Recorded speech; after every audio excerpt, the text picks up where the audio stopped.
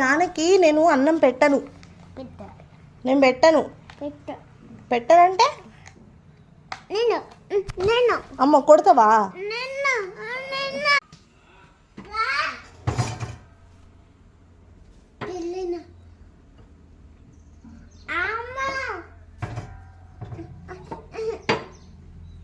నేను పెట్టను మీ నాన్నకి అన్నం. బంద్ చేసిన. అయింది అన్నం అయింది అన్నం అయింది అన్నం అయింది. పెట్టాలా నీకు ఇప్పుడు? అన్నం అయింది పెట్టాల నాన్నకి. నువ్వు నాన్న తింటావా? అరే అరే పెడతా పెడతా. సరే పెడతా. పిలు నాన్నని పిలు.